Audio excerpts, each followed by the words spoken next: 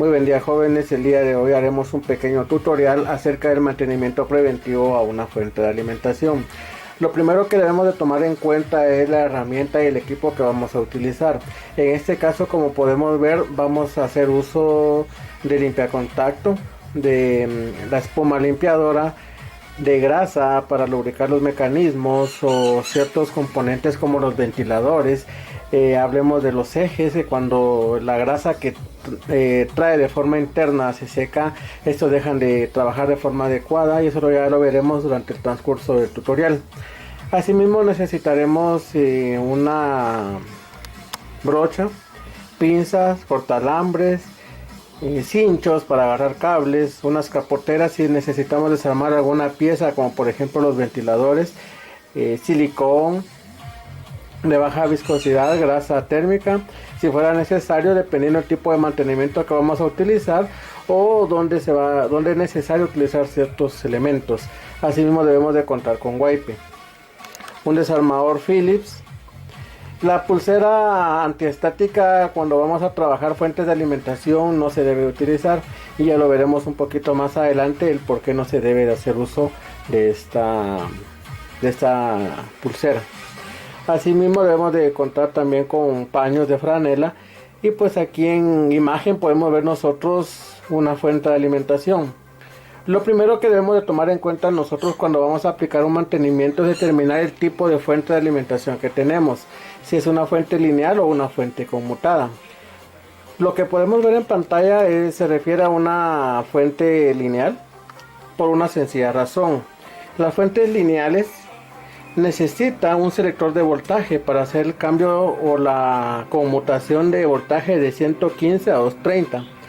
En este caso, por ejemplo, si yo compro una computadora que viene de España, viene de Brasil, esa fuente de alimentación viene seleccionada a 230 voltios.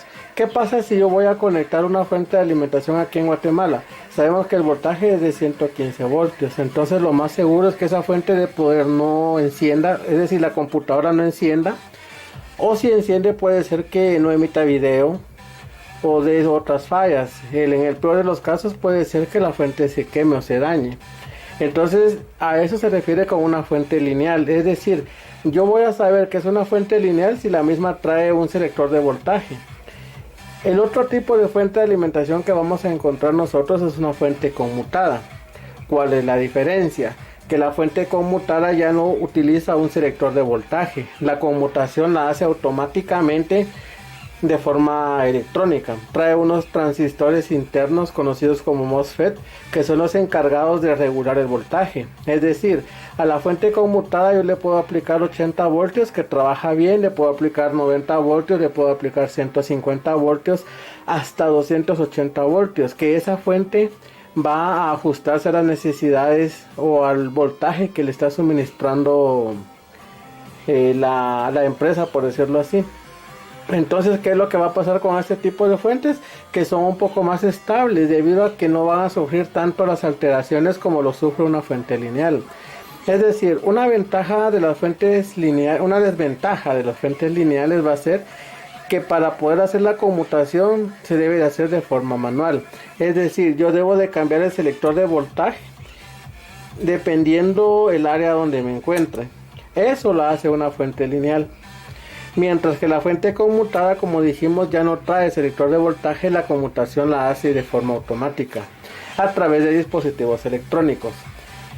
Entonces, en este caso, supongamos que yo tengo mi fuente de poder a 115 voltios y hay un bajón de luz y el voltaje baja a 80, muy probablemente la fuente de alimentación se queme o se dañe. Esa es una de las grandes desventajas que tiene la fuente lineal, y el motivo por el cual actualmente pues ya no se utiliza mucho. Lo que más vamos a encontrar son fuentes conmutadas, ¿verdad?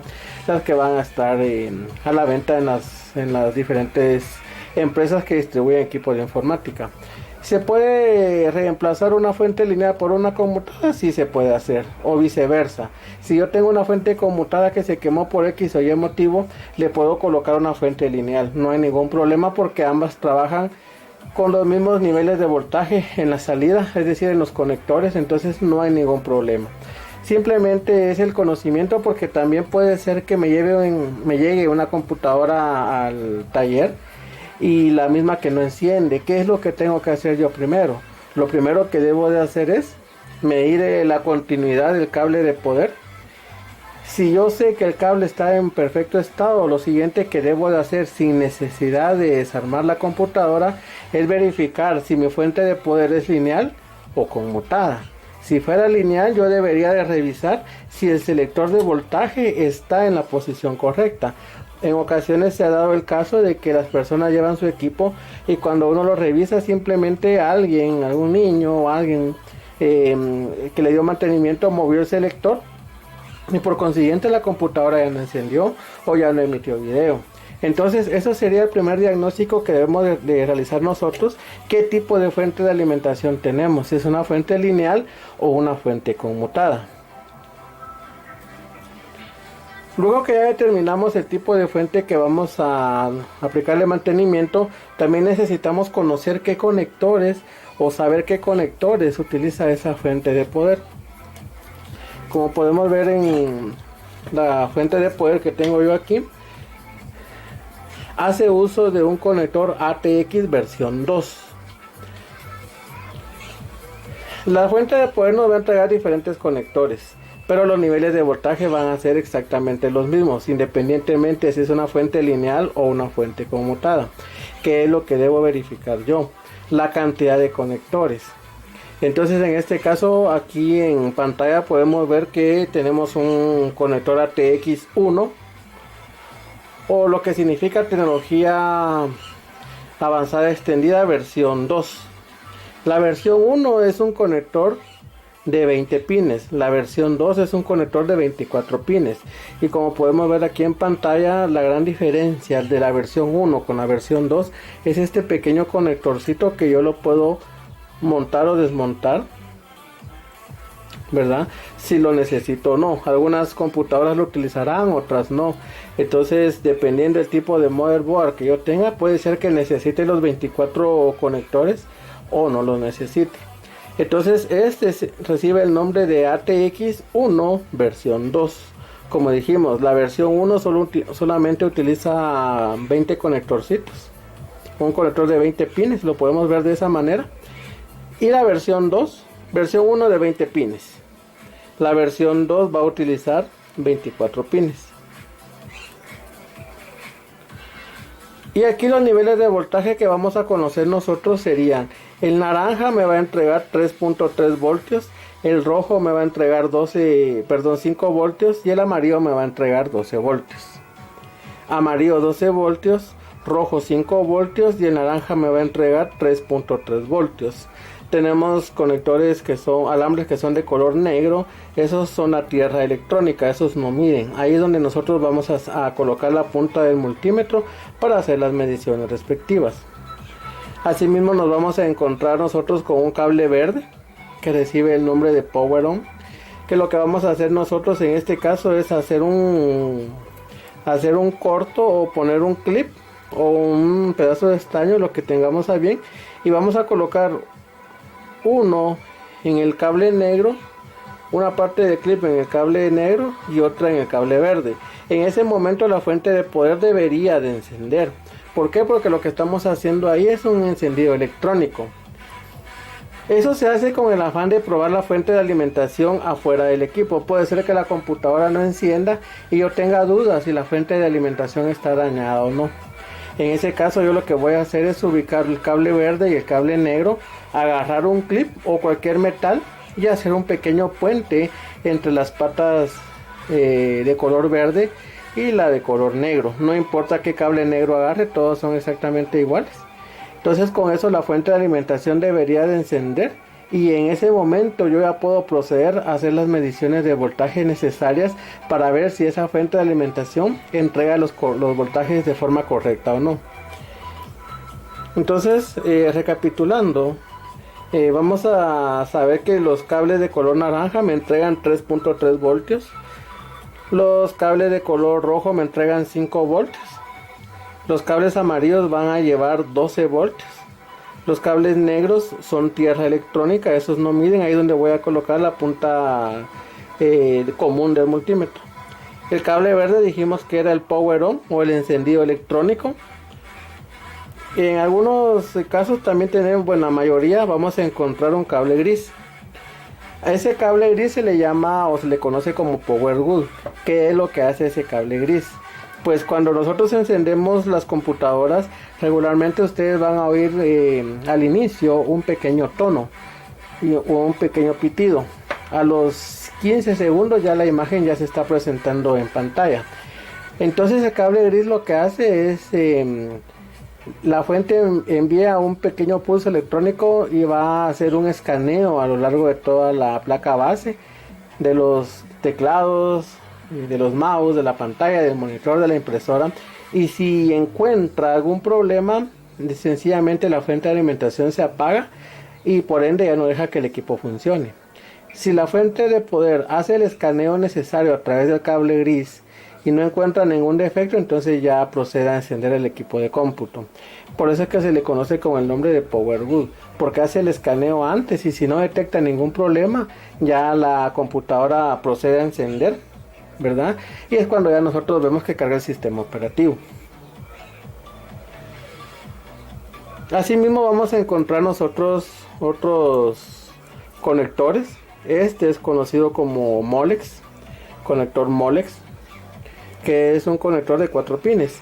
Como pueden ver, tiene un cable rojo que son 5 voltios, un amarillo que son 12 y 2 líneas de tierra. Puede ser el caso que encontremos nosotros varios conectores Molex. Son exactamente los mismos. ¿Cuál voy a utilizar? Cualquiera, porque son iguales. A veces los alumnos preguntan cuál es el que se va a utilizar y pues realmente todos parten del mismo punto. Lo que sucede es que el fabricante en este caso lo que hace es dotar a las fuentes de alimentación de más conectores para en algún caso algún conector se daña, se quiebra o ya no funciona, se pueden utilizar los otros. O también puede ser que yo le pueda agregar más cosas como una fuente de alimentación, una lectora, o le quiera agregar un disco duro. Entonces trae conectores adicionales.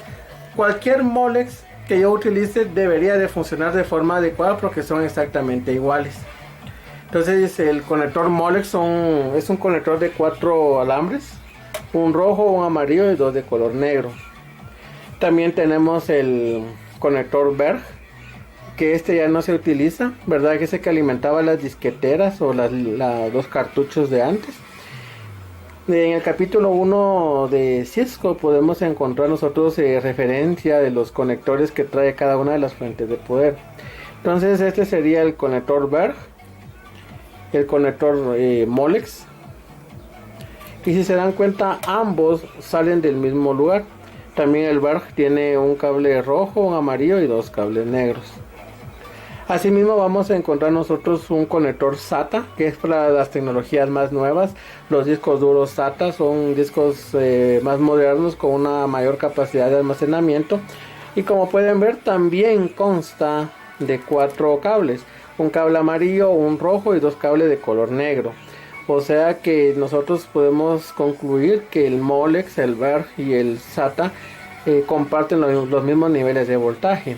12 voltios el cable amarillo y 5 voltios el cable rojo. En conjunto hacen 17 voltios. Asimismo tenemos nosotros el conector alimentador P4, que es un conector de 4 hilos, 2 cables amarillos y 2 cables negros. Estos son los encargados de alimentar al microprocesador. Entonces cada uno lleva 12 voltios. Pueden ver que ya en conjunto harían 24 voltios, ¿sí? Son 2 parejas de cables negros y amarillos. En conjunto hacen 12 y 12, hacen 24 voltios. Estos son los encargados de hacer que funcionen las diferentes secciones del microprocesador. Si en un dado caso yo no lo conecto, yo no lo coloco, simplemente la computadora no emitirá video, ¿verdad? Va a encender y va a funcionar perfectamente, pero no va a emitir video. Nosotros vamos a ver que sí enciende, que funcionan los ventiladores, pero no va a emitir video. ¿Por qué? Porque puede ser que yo no conecté o no coloqué el P4 en la base donde se necesitaba conectarlo. Entonces esos serían los conectores que trae la mayoría de las fuentes. Es un estándar general. Prácticamente todas las fuentes de escritorio trabajan sobre este sistema. El P4, conector P4, conector SATA, conector Berg, el conector Molex y el principal de todos, que es el ATX1 versión 1 o versión 2.